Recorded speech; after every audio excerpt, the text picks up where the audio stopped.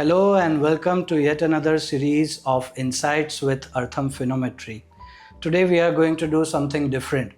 આજે અમે તમારી સાથે વાત કરશું ગુજરાતીમાં અને સંપૂર્ણપણે ગુજરાતીમાં કારણ કે આપની સાથે છે આજે mister Kartik Mehta. Kartik Mehta PMS group તરફથી આવે છે. એમના PMS ફંડનું નામ છે Credence PMS. Kartik Mehta is not only the co-founder of Credence PMS પણ કાર્તિકભાઈ ક્રેડન્સ PMSના પોર્ટફોલિયો મેનેજર પણ છે. વેલકમ કાર્તિકભાઈ. Welcome to Artham Finometrics insight. આ વિડીયો સિરીઝમાં આવવા બદલ ખૂબ ખૂબ આભાર.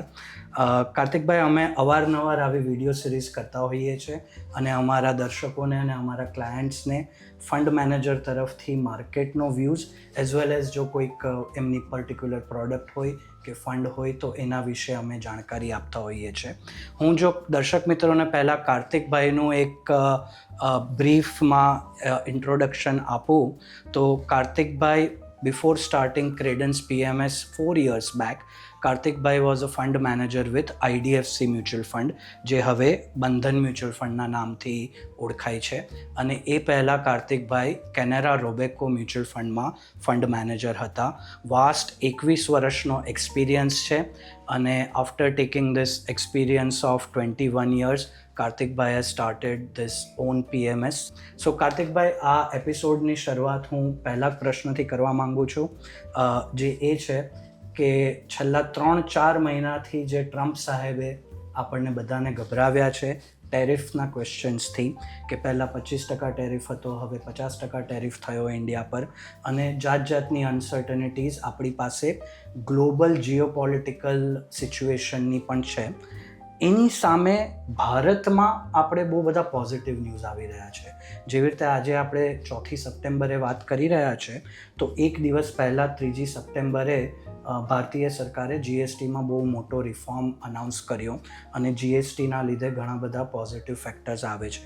તો આ બધી વસ્તુઓને ધ્યાનમાં રાખતા સંક્ષિપ્તમાં ગ્લોબલ અનસર્ટનિટી પણ ડોમેસ્ટિકલી જે રેઝિલિયન્સ છે એને ધ્યાનમાં રાખતા તમારું મંતવ્ય Indian economy as well as Indian equity market વિશે શું છે એ હું જાણવા માંગીશ, શોર્ટ અને મીડિયમ ટર્મ બંને માટે. Thank you very much. First of all, તમારો સવાલ બહુ જ વેલિડ છે, સ્પેશિયલી જે અત્યારની સિચ્યુએશન છે એના માટે. તો હું દર્શક મિત્રોને એક વસ્તુ જણાવવા માંગીશ કે આપણો દેશ જે છે એ વધારે પડતો ડોમેસ્ટિક ઇકોનોમી ઓરિએન્ટેડ છે. એટલે આપણી જે GDPનું જે કોન્સ્ટિટ્યુશન જોઈશું તો પ્રાઇવેટ કન્ઝમ્પશન લગભગ 56-60% કન્ટ્રીબ્યુટ કરે છે અને એક્સપોર્ટ જે છે તે બહુ મિનિંગફુલ કન્ટ્રીબ્યુશન કરતું નથી. અને સ્પેશિયલી જે યુએસમાં આપણે જે એક્સપોર્ટ કરીએ છીએ તે આપણી GDPનું માત્ર 2% જ કન્ટ્રીબ્યુટ કરે છે. બરાબર છે. એમાં પણ જે ટેરિફ આવ્યા છે તે બધી આઇટમ પર નથી આવ્યા. એટલે ફર્સ્ટ ઓફ ઓલ સર્વિસીસ પર નથી, ગુડ્સ ઉપર છે. અને ગુડ્સમાં જે 2% કન્ટ્રીબ્યુટ કરે છે એમાં પણ પેટ્રોલિયમ પ્રોડક્ટ્સ છે કે પછી ઇલેક્ટ્રોનિક્સ છે કે ફાર્માસ્યુટિકલ છે કે સર્ટેન કેમિકલ છે એક્ઝેમ્પ્ટેડ છે. એટલે એકચ્યુઅલ ઇમ્પેક્ટ GDP પર બહુ છે નહીં, પણ આ વસ્તુ સિમ્બોલિક છે. એટલે આજે 25%થી ચાલુ થયું, પછી 50% કર્યું. સો આગળ જતાં આ રિલેશનશિપ ક્યાં અટકશે? એટલે માર્કેટ ડઝન્ટ લાઈક અનસર્ટેનિટી. જ્યાં સુધી આ ક્લેરિટી નહીં આવે ને ત્યાં સુધી થોડીક એક અસમંજસ રહેશે. બરાબર. પણ એને કાઉન્ટર કરીએ તો ડોમેસ્ટિકલી થિંગ્સ આર ઇમ્પ્રુવિંગ. એટલે આજે જેમ મેં કીધું કન્ઝમ્પશન 60% GDPનું કન્ટ્રીબ્યુટ કરે છે અને તે જગ્યાએ ગવર્મેન્ટનો મેઇન ફોકસ પાછો આવ્યો છે. એટલે તમે જો જોશો તો લાસ્ટ બજેટમાં જે ટેક્સ રેશનલાઇઝેશન કર્યો સ્લેબ વાઇઝ 12 લાખની લિમિટ કરી, ટેક્સ ફ્રી, જેમાં તમારે કોઈ ટેક્સ નથી ભરવાનો. પ્લસ હમણાં જે ગઈકાલે એમણે જે GSTમાં બહુ મોટું રેશનલાઇઝેશન કર્યું, ઘણી બધી વસ્તુ ખાલી 2 જ સ્લેબમાં આવી ગઈ હવે. અને આ ત્રીજી વસ્તુ જોવા જઈએ તો ઇન્ટરેસ્ટ રેટ કટ જે 1% કે 100 બેસિસ પોઈન્ટ જે RBI કર્યો છે એ પણ એક મોટું રાહત છે. સો અહીંયા વસ્તુ ઇમ્પ્રૂવ થઈ રહી છે. અને જે લાસ્ટ યરનો બેઝ હવે ધીરે ધીરે લાસ્ટ યરમાં સેકન્ડ ક્વાર્ટરથી બેઝ ફેવરેબલ થાય છે. એટલે તમને નેક્સ્ટ 3-4 ક્વાર્ટર્સના બેઝ ઘણા ફેવરેબલ થઈ જશે. સો એના ઉપર વિથ ધીસ રિફોર્મ્સ આપણા ગ્રોથમાં કોઈ લોકલમાં કોઈ ઇશ્યુ નથી. ઇન્ટરનેશનલી કેટલું લાંબુ ચાલે છે, ક્યાં સુધી ચાલે છે, કેવું મુશ્કેલ છે. એન્ડ સ્પેશિયલી ટ્રમ્પ સાહેબ ના ટ્વીટ્સ એમના મૂડ પ્રમાણે બદલાતા હોય છે. So it's a tug of war between domestic stability versus international chaos. હવે એમાં ઇન્વેસ્ટરે પોર્ટફોલિયો પોઝિશનિંગ જે કરવાની છે એ જ મેઇન છે. એટલે આ માર્કેટ સ્ટોક પિકર્સનું માર્કેટ વધારે ઇમ્પોર્ટન્ટ થઈ ગયું, જેમાં મેક્રોઝનું રીડિંગ પણ ઇમ્પોર્ટન્ટ છે અને માઇક્રો અન્ડરસ્ટેન્ડિંગ પણ એટલું જ ઇમ્પોર્ટન્ટ. બરાબર છે. ના દર્શક મિત્રો, જે કાર્તિકભાઈએ કીધું એ એક બહુ અમેઝિંગ વસ્તુ છે જે આપણે બધાએ જાણવી જરૂરી છે કે 56થી 60% આપણા દેશનું જે જીડીપી કોન્ટ્રીબ્યુશન છે એ આપણી પોતાની ડોમેસ્ટિક અને ઇન્ટરનલ કન્ઝમ્પશનથી આવે છે. સો ટેરિફની લગભગ નહિવત ઇમ્પેક્ટ આપણી ઇકોનોમી પર રહે એવું લાગી રહ્યું છે. ક્યાં તો એવું કહી શકાય કે એની જે સ્ટોક માર્કેટ પર અસર આવવાની હતી એ ઓલરેડી આવી ગઈ છે. આજના ભાવમાં એ ડિસ્કાઉન્ટ થઈ ગઈ છે એવું કદાચ. એટલે જે સેક્ટર્સમાં ઇમ્પેક્ટ આવવાની છે, એટલે સપોઝ કરો જેમ્સ એન્ડ જ્વેલરી છે કે ટેક્સટાઇલ છે કે જ્યાં ટેરિફ ખરેખર 50% લાગ્યા છે, તો ત્યાં પણ એવું નથી કે આપણો જે સ્ટોક અહીંયાથી બનીને યુએસ જતો તો એ બંધ થઈ જશે. ધેર આર અલ્ટરનેટિવ રૂટ્સ જે આપણે એક્સપ્લોર કરશું, બીજા માર્કેટ્સ પણ એક્સપ્લોર કરશું. કે ભાઈ આપણે મીડિયામાં વાંચીએ છીએ કે ઇફ નોટ યુએસ તો યુરોપ કે આફ્રિકન માર્કેટ્સ કે સાઉથ ઇસ્ટ એશિયન માર્કેટ્સમાં આપણી પ્રોડક્ટ એક્સપોર્ટ કરીએ. એટલે આ ઓન ધ કોન્ટ્રારી હું એક ઓપોર્ચ્યુનિટી સમજુ છું, કારણ કે ટેરિફ કઈ વન વે નથી રહેવાના. ઇવેન્ચ્યુઅલી સોલ્યુશન આવશે. એટલે આખા વર્લ્ડની બે લાર્જ ડેમોક્રેસીની જે અત્યારે ઇશ્યુ છે, અને જ્યારે પણ એ સોલ્વ થશે ત્યારે આપણી પાસે બે ચોઇસ હશે, એક યુએસ અને એક નોન યુએસ માર્કેટ. કારણ કે નોન યુએસ માર્કેટ માટે અત્યારે બધા જ પ્રમોટરો પ્રયત્ન કરી રહ્યા છે. સો એક બે ઓપોર્ચ્યુનિટી આપણી પાસે થઈ જશે ઇન્સ્ટેડ ઓફ જસ્ટ વન. અને દરેક અનસર્ટેનિટી કંઈક ને કંઈક શીખવાડતી હોય છે. અને આઈ એમ શ્યોર દેટ કે જે બિઝનેસીસને અત્યારે યુએસ ટેરિફની ઇમ્પેક્ટ છે એ આમાંથી કંઈક પોઝિટિવ જ લઈને નીકળશે. બરાબર છે. ના, વેરી વેલ સેડ કાર્તિકભાઈ. એક બીજો ક્વેશ્ચન હું તમને એ પૂછવા માંગીશ, જો આપણે એવું વિચારતા હોઈએ કે આજે 12 લાખ સુધીનો આપણને ટેક્સમાં રાહત મળી, એક બાજુ જીએસટીના રિફોર્મ્સ આવી રહ્યા છે જે આવી ગયા 22 સપ્ટેમ્બરથી લાગુ પડી જશે, એક ત્રીજી બાજુ 8મો પગાર પંચ પણ અનાઉન્સ થશે, બહુ જલ્દી ઇમ્પ્લિમેન્ટ થઈ જશે, તો એના લીધે પણ લોકોના હાથમાં ઘણી બધી લિક્વિડિટી લોકોના હાથમાં આવશે. અને સામે મોન્સૂન સારું રહ્યું છે, ઓલમોસ્ટ અપેક્ષા એવી છે કે આપણે અબો નોર્મલ મોન્સૂનમાં જઈશું. તો તમને આ બધું જોતાં એવું લાગે છે કે સેક્ટર્સ જેમાં ઇન્વેસ્ટ કરવું જોઈએ એઝ અ ઇન્વેસ્ટર, તો એમાં કોઈ ચેન્જીસ કરવા જોઈએ? જેવી રીતે પહેલાં મેન્યુફેક્ચરિંગ, ડિફેન્સ, PSU, ઇન્ફ્રાસ્ટ્રક્ચર, આ બધા સ્ટોક્સમાં જે આપણે રેલી જોઈ, તો એમાં કોઈ ચેન્જીસ તમે તમારા પોતાના પોર્ટફોલિયોમાં કરી રહ્યા છો કે તમે કઈ રીતે એને આખું જોઈ રહ્યા છો આજથી લઈને આવતા 2-3 વર્ષ માટે? રાઈટ. ઇનફેક્ટ તમે જો ધ્યાનથી જોશો તો ગવર્મેન્ટ પોલિસીસની સ્ટોક માર્કેટ પર ઇમ્પ્લિકેશન્સ બહુ મોટી થતી હોય છે. અને જો તમે 2020માં કોવિડ પછીનો પીરિયડ જુઓ તો ગવર્મેન્ટે નક્કી કર્યું કે આપણે કેપિટલ એક્સપેન્ડિચર સ્ટેપ અપ કરીએ, અને જે 1.1-1.2% ઓફ જીડીપી હતું એ નંબરને એ લોકો 3.3 સુધી લઈ ગયા, અને વેરી શાર્પ ઇન્ક્રીઝ થયું. હવે એ જે એચિવમેન્ટ કર્યું ને એની પાછળ જે તમે સેક્ટર્સ કીધા, PSUs અને ઇન્ફ્રા અને કેપિટલ ગુડ્સ ને ડિફેન્સ ને રેલવે, એ બધામાં મેસિવ રેલી આવી. પણ તમે લાસ્ટ બજેટ ઓનવર્ડ્સ તમે જોશો તો ગવર્મેન્ટની પોલિસીની ડાયરેક્શન બદલાઈ છે, અને એક જે ચેન્જ ઓફ વિન્ડ છે ને, જે હવાની રૂખ બદલાઈ છે, એ એક લાગી રહ્યું છે કે એમને હવે ડોમેસ્ટિક કન્ઝમ્પશન પર ઝુકાવ ગયો છે. અને અહીંયાથી એમણે તમે જે બધા પોઈન્ટ્સ કીધા ઇન્ક્લુડિંગ ઇન્ટરેસ્ટ રેટ કટ, એ બધાની પોઝિટિવ ઇમ્પેક્ટ કન્ઝમ્પશન સાઇડ પર બહુ સારી આવશે. અને જે રૂરલ ઇન્ડિયા પર્ટિક્યુલરલી ડિપ્રેસ હતું પોસ્ટ કોવિડ, એમાં પણ કન્સિસ્ટન્ટલી મોન્સૂન સારું જવાથી એક ઉત્તરોત્તર સુધારો થઈ રહ્યો છે. સો અમારા પોર્ટફોલિયોમાં પણ અમે લગભગ આ હવાની દિશાની જે રૂખ બદલાય એ ભાપીને અમે 1 વર્ષ પહેલાથી જ અમે પ્રો કન્ઝમ્પશન પોર્ટફોલિયો ધીરે ધીરે કર્યો. એટલે એમાં કયા સેક્ટર્સ આવતા હશે? એમાં આપણે કન્ઝમ્પશન બહુ મોટું બાસ્કેટ છે. એક નેસેસરી કન્ઝમ્પશન હોય, એક ડિસ્ક્રિશનરી કન્ઝમ્પશન હોય.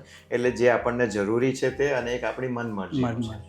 તો એ બંનેમાં સ્ટેપલ્સ એટલે જે FMCG પ્રોડક્ટ્સ હોય કે રિટેલ પ્રોડક્ટ્સ હોય કે પછી ફૂડ ડિલિવરીનું કે discretionary spending, travel, tourism, jewellery, ઘણા બધા બાસ્કેટ્સ એમાં આવતા હોય છે. એ આખી બાસ્કેટ આપણે કન્ઝમ્પશનમાં કન્સિડર કરીએ છીએ. બરાબર છે. અને અમારો પોર્ટફોલિયો પોઝિશનિંગ પણ પ્રો કન્ઝમ્પશન ધીરે ધીરે વધી ગયું છે. એટલે તમે જોશો કે મોટા ભાગના fund managers, portfolio managers, including કાર્તિકભાઈ કદાચ one of the first portfolio manager છે જેમણે કન્ઝમ્પશન પર બહુ પહેલેથી એના પર એક બેટ લીધી હતી ને એમણે કીધું એ વાત બહુ સમજવા જેવી છે કે ગવર્મેન્ટ પોલિસીને બહુ શરૂઆતથી સમજવી, આઈ થિંક એ તમને એક બહુ મોટા ઇન્ડિકેશન્સ ઘણીવાર આપતું હોય છે. એટલે ફેન્ટાસ્ટિક જોબ ડન કાર્તિકભાઈ. તો એ વાત પરથી આપણે જો હવે ક્રેડન્સ પર આવીએ, જે તમારા ક્રેડન્સ PMSની એક બેસિક ફિલોસોફી જો તમે અમારા દર્શક મિત્રોને કહી શકો, કઈ આપણી સ્ટ્રેટેજીસ છે PMSમાં.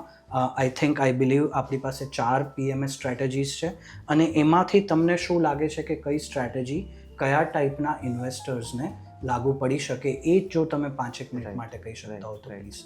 સો અમારું જે ક્રેડન્સ વેલ્થ મેનેજમેન્ટમાં અમે જે PMS ચલાવીએ છીએ, લગભગ 650 કરોડનું અમારું મોટું એસેટ અંડર મેનેજમેન્ટ છે અને અરાઉન્ડ 480 પ્લસ અમારા ક્લાયન્ટ્સ છે. અને અમારી જે કોર ફિલોસોફી છે એ બહુ સિમ્પલ છે કે અમારે દર વર્ષે net of fees and charges બેન્ચમાર્કને બીટ કરવાના.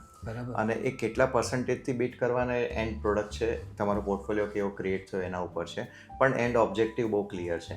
અને એના માટે બને એટલું ઓછું રિસ્ક લઈને એ બેન્ચમાર્કને બીટ કરવાનો. બરાબર. અને એ રિસ્ક મેનેજમેન્ટ જ અમારી સ્ટ્રેન્થ છે. અને જ્યારે રિટર્ન્સ જુઓ ત્યારે રિટર્ન્સમાં સ્મૂથનેસ દેખાવી જોઈએ. તમારે એક વર્ષ બહુ જ જોરદાર રિટર્ન ને પછી પાછા તૂટી જાય એવું કામ નહીં થવું જોઈએ. Consistency is the name for us. અને અમારી ટોટલ 4 પ્રોડક્ટ છે. એક ઓલ વેધર કરીને છે, જેમાં અમે એઝ ધ નેમ ઇન્ડિકેટ એમાં ઇક્વિટી માર્કેટ, ડોમેસ્ટિક માર્કેટમાં ઇન્વેસ્ટ કરીએ છીએ. થોડું લાર્જ કેપનું પ્રપોર્શન એમાં વધારે હોય છે, એટલે ડિફેન્સિવ પ્રોડક્ટ છે. એમાં પ્રિસિયસ મેટલ્સ અને ઓવરસીઝ માર્કેટમાં થ્રુ ETF અમે એક્સપોઝર લઈ શકીએ છીએ. પ્રિસિયસ મેટલ એટલે ગોલ્ડ અને સિલ્વર બે ETF. બીજી જે પ્રોડક્ટ છે તે સિમ્પલ ફ્લેક્સી કેપ કેટેગરીની ડાયવર્સિફાઈડ મલ્ટી કેપ પ્રોડક્ટ છે, જેમાં આપણે પ્યોર ડોમેસ્ટિક માર્કેટમાં across the market cap invest કરીએ છીએ, પણ અગેન લાર્જ કેપ મિનિમમ 40% એમાં રિટર્ન અમે રાખીએ જ છીએ. એટલે રિલેટિવલી બંને મોડરેટ પ્રોડક્ટ થઈ ઇક્વિટીના કમ્પેરિઝનમાં.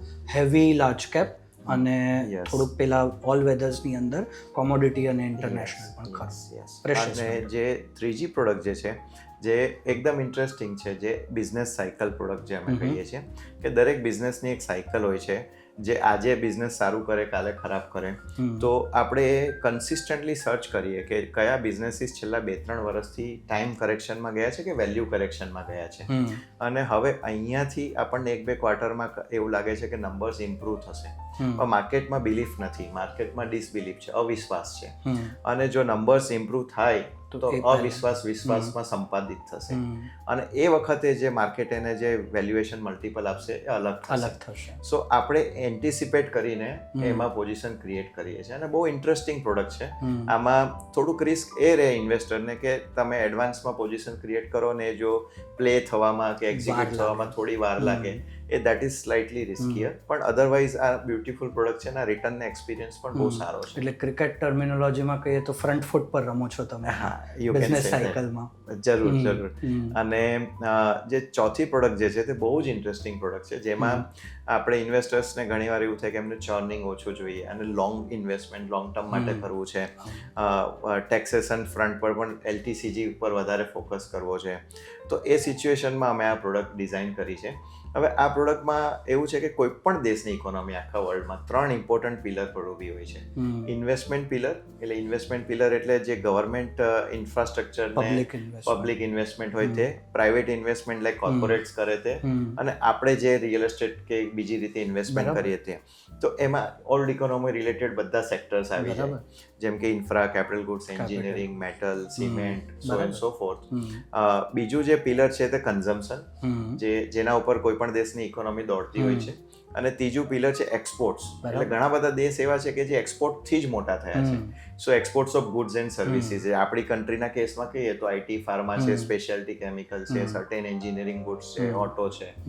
સો આ ત્રણેય પિલરનું કોમ્બિનેશન વાળી આ પ્રોડક્ટ છે. ઇન્વેસ્ટમેન્ટ, કન્ઝમ્પશન અને એક્સપોર્ટ. પણ શેર બજારમાં શું છે, ત્રણેય પિલર એક સાથે ચાલતા નથી. ક્યારેક ઇન્વેસ્ટમેન્ટ બહુ સારું કરે છે, ક્યારેક કન્ઝમ્પશન કરે, ક્યારેક એક્સપોર્ટ કરે. તો આપણું કામ અહીંયા એ છે કે રાઈટ પિલર પકડો, એક કોલ લો અને એમાં એમાં મોટી પોઝિશન ક્રિએટ કરો ઓકે. અને 2-3 વર્ષમાં જ્યારે પિલરનું પરફોર્મન્સ બહુ સારું થાય ત્યારે પછી પોઝિશન બદલો. બરાબર. એટલે નીડલેસ ટુ સે એમાં હમણાં કન્ઝમ્પશન કદાચ વધારે હશે. Yes. તમે કહ્યું એ પ્રમાણે એ Yes. પર્ટિક્યુલર પ્રોડક્ટમાં. સો તમે હમણાં આ 4 સ્ટ્રેટેજીમાંથી જસ્ટ ઇન કેસ આઈ નો દરેક ક્લાયન્ટની અલગ અલગ પ્રોફાઇલ હોય છે, દરેક ક્લાયન્ટની અલગ અલગ રિક્વાયરમેન્ટ હોય છે, પણ છતાં પણ ધારો કે તમારે એક કે કોઈ 2 સ્ટ્રેટેજી કેવી હોય તો તમે કઈ જનરલી સજેસ્ટ કરતા હો છો for let say moderate to aggressive investor in to the equity Okay. Market? So moderate to aggressive investor માટે ડેફિનેટલી બિઝનેસ સાયકલ ફંડ અને આઈસ ઇન્વેસ્ટમેન્ટ Okay. કન્ઝમ્પશન એક્સપોર્ટ વાળી સ્ટ્રેટેજી છે અમે સજેસ્ટ કરશું, કારણ કે એમાં સ્મોલ એન્ડ મિડ કેપનું એક્સપોઝર વધારે છે, પ્લસ એમાં થોડીક આપણે એન્ટિસિપેટરી પોઝિશન જેમ બિઝનેસ સાયકલમાં ક્રિએટ કરીએ છીએ, અને આઈસમાં પણ એક પર્ટિક્યુલર પિલરનું વેટેજ વધારે છે, એટલે જો કોલ ખોટો જાય તો રિસ્ક છે, પણ જો સાચો જાય તો રિટર્ન બહુ સારું વધારે છે. એટલો. તો just to give you perspective, અમે આ પ્રોડક્ટ 10 જ મહિના પહેલા લોન્ચ કરી Ice. અને બેન્ચમાર્ક કરતા આજે અમારું લગભગ 14 થી 15% રિટર્ન વધારે છે, કારણ કે પ્રોડક્ટ બહુ બ્યુટીફુલી ડિઝાઇન થઈ અને અમે કોલ લીધો તો કન્ઝમ્પશન પર ઓવરવેટ જવાનો, જે સાચો પડ્યો સાચો. છે. અને આ પિલરનો કોલ જનરલી 1 વર્ષ કે 6 મહિના માટે નથી સાચો પડતો. હિસ્ટ્રી એવું કહે છે કે 3-4 વર્ષ તો મિનિમમ એક પિલર પરફોર્મ કરતું હોય છે. બરાબર છે. સો 10 મહિના પહેલા લોન્ચ કરી કાર્તિકભાઈ, દેટ મીન્સ ઇન્ડેક્સ તો નેગેટિવ ચાલે છે 10 મહિનાથી. Yes. એટલે આપણે સેન્સેક્સ ગણીએ કે BSE 100 ગણીએ તો તમારું આઈસનું રિટર્ન પોઝિટિવ સાઈડ પર છે, Yes, 14% વધારે. સો એટલે- ઇન્ડેક્સ કદાચ 4-5% નેગેટિવ હોય ને તમે 10% હા. પોઝિટિવ હો, Yes, એવું છે. એવું છે. સો આ એક બહુ ઇન્ટરેસ્ટિંગ વસ્તુ છે કે આપણે મોસ્ટલી બધે જોયું છે કે છેલ્લા 1 વર્ષમાં index has given negative returns, એટલે એ લાર્જ કેપ ઇન્ડેક્સ હોય, મિડ કેપ હોય કે small cap. Of course large cap ઓછા પડ્યા છે, પછી મિડ કેપ, પછી સ્મોલ કેપ, પણ આઈસ PMS has able to generate positive returns in last 10 months or so. That is because of that fantastic front foot play, જે કહેવાય ને કે કન્ઝમ્પશન થીમને પહેલેથી જાણી લેવી. સો ફેન્ટાસ્ટિક કાર્તિકભાઈ. એક છેલ્લો પ્રશ્ન એ પૂછવા માંગીશ કે અમારા મોટા ભાગના જે ઇન્વેસ્ટર્સ ક્લાયન્ટ્સ છે એ લોકો મ્યુચ્યુઅલ ફંડમાં તો રોકાણ વર્ષોથી કરે છે, અમુક રોકાણ મિત્રો કદાચ 2-3 ડેકેડ્સથી મ્યુચ્યુઅલ ફંડમાં કરતા આવ્યા, અને એ લોકો ડાયરેક્ટ સ્ટોક્સમાં પણ ઇન્વેસ્ટ કરે છે, અને એ પણ 2-3 ડેકેડથી કદાચ ઇન્વેસ્ટ કર્યું હશે. એમાં PMS એઝ અ કેટેગરી, આ કદાચ ક્રેડન્સ માટે નહીં, પણ હું PMS એઝ અ કેટેગરી માટે જો સવાલ પૂછું તો તમને શું લાગે છે કે PMS કેવી રીતે વેલ્યુ એડ કરી શકે કોઈ ક્લાયન્ટના પોર્ટફોલિયોમાં જેમાં સ્ટોક છે, મ્યુચ્યુઅલ ફંડ્સ છે, તો should he or she add PMS, અને કરે તો શું કામ કરવું જોઈએ? એના વિશે જો તમે કંઈક કહી શકો. હા, તમે બહુ ઇન્ટરેસ્ટિંગ સવાલ કર્યો છે, અને અમે ઘણા બધા ક્લાયન્ટ મિત્રો જોડે વાતચીત કરીએ છીએ, તો અમારું એક ટેક અવે એ આવે છે કે પહેલાં શું થતું હતું કે તમે મ્યુચ્યુઅલ ફંડમાં ઇન્વેસ્ટ કરો કે સ્ટોકમાં ઇન્વેસ્ટ કરો તો સારી કંપની લીધી હોય તો વર્ષ જોવું નહોતું પડતું, પણ હવે બિઝનેસ જે છે ને એમાં ડિસ્ટ્રપ્શન બહુ વધી ગયું છે, ટેકનોલોજીકલ ઇવોલ્યુશન બહુ વધી ગયું છે, એટલે આજે કોઈ બિઝનેસ વેલિડ છે તો પ્રોબેબલી 8-10 વર્ષ પછી એ વેલિડ નહીં રહે, અને એને લીધે શું થયું છે કે માર્કેટમાં ડિસ્કાઉન્ટિંગ પણ ફાસ્ટ થઈ ગયું છે, એટલે પોઝિટિવ્સ જે છે તે અર્લી ડિસ્કાઉન્ટ થઈને ફિઝલ આઉટ થઈ જાય છે. તમે જોયું હશે કે ઘણી બધી સારી કંપનીઓ છેલ્લા 4-5 વર્ષમાં બિલકુલ રિટર્ન નથી આપ્યું. લાર્જ કેપ IT છે, સર્ટેન કન્ઝ્યુમર સ્ટોક્સ છે, સર્ટેન NBFCs છે લાર્જ કેટેગરીની, એમાં બિલકુલ ડિસઅપોઇન્ટમેન્ટ છે. એટલે આજે સારું બિઝનેસ કહેવાય, કેશ ફ્લોઝ છે, બધા જ પેરામીટર સારા છે, અને જે ડિસ્ટ્રપ્શનની વાત કરીએ તો રિયલ છે. In the era of technology evolution આ વસ્તુને લીધે તમારે પોર્ટફોલિયોને કન્સિસ્ટન્ટ મોનિટર કરીને ચેન્જ કરતો રહેવો પડે. હવે તમે તમારા બિઝનેસમાં કે કામમાં બિઝી હો તો તમે એટલું રેગ્યુલરલી નહીં કરી શકો, ડાયરેક્ટ સ્ટોક પોર્ટફોલિયો સ્પેશિયલી. અને ઘણીવાર મેં જોયું છે કે આમાં 2-3 ફેક્ટર્સ પ્લે કરતા હોય છે કે ફિયરમાં નીચેમાં વેચાઈ જાય, ક્યાં તો ગ્રીડમાં ઉપરમાં ખરીદાઈ જાય, અને એક જે પેશન્સથી તમે જે સેક્ટરો બદલો એ થતું નથી. બીજું, જ્યારે પણ નવી તેજી આવે છે એક કરેક્શન પછી, એમાં નવા સેક્ટર્સ ચાલતા હોય, અને ઘણા બધા ક્લાયન્ટ્સના પોર્ટફોલિયોમાં જૂના વિનર્સ રહી જાય છે, જે ઉપરથી તો ઉપરમાં લેવા આવે ને પછી નીચે રહી જતા હોય છે, અને એને લીધે ડડ વેટ કે ને જે વધતું જાય. એટલે અમે અમારા PMSમાં થકી એક વેલ્યુ એડિશન એ કરી શકીએ કે તમારી પાસે સપોઝ પોર્ટફોલિયોમાં સ્ટોક્સ છે આટલા બધા, તો એમાંથી અમુક તમે અમને ટ્રાન્સફર કરીને એમાંથી અમે મેનેજ કરી શકીએ છીએ. એટલે નવા રૂપિયા ક્લાયન્ટો ઘણીવાર આપે છે, ઘણીવાર આવી રીતે સ્ટોક ટ્રાન્સફર પણ કરે છે, અને ઇવેન્ચ્યુઅલી અમારો એક્સપિરિયન્સ એવો રહ્યો છે કે તમે પ્રોફેશનલ્સને હવે તમારા જે સ્ટોક્સ ટ્રાન્સફર કરીને આપશો તો એનું રિટર્ન તમારા સ્ટોક્સ કરતાં ઘણું સારું બાય એન્ડ લાર્જ હોય છે. બરાબર છે. ના, ખૂબ સારી વાત કહી કાર્તિકભાઈએ કે હવે સમય કદાચ એવો આવી ગયો છે કે જે પહેલાં એવું કહેતા હતા કે buy and hold for 10-20 years automatic returns બનશે, એ સમય છેલ્લા 5-7-10 વર્ષથી અમે જોઈ રહ્યા છે. કાર્તિકભાઈ વુડ ઓલ્સો અગ્રી કે એ સમય હવે રહ્યો નથી. એમાં એક્ટિવ મેનેજમેન્ટ કરવું બહુ જરૂરી છે. જો તમે એક્ટિવ મેનેજમેન્ટ કરી શકતા હો તો વેલ એન્ડ ગુડ, ના કરી શકતા હો તો મેનેજ સોલ્યુશન કે પ્રોફેશનલી મેનેજ જે સોલ્યુશન્સ છે એમાં ઇન્વેસ્ટ કરવું વધારે હિતાવહ છે એવું કાર્તિકભાઈનું પણ માનવું છે. અને અમે બધા અર્થમ ફિનોમેટ્રીમાં પણ એ વસ્તુથી સંપૂર્ણપણે સહમત છીએ. Thank you very much Kartikbhai, અમારા બધા દર્શક મિત્રો સાથે આ ઇન્સાઇટ્સ વિથ અર્થમ ફિનોમેટ્રી દ્વારા વાત કરવા માટે. I hope you had a good interaction with us also, and thank you very much for watching this episode. Thank you so much. Thank you.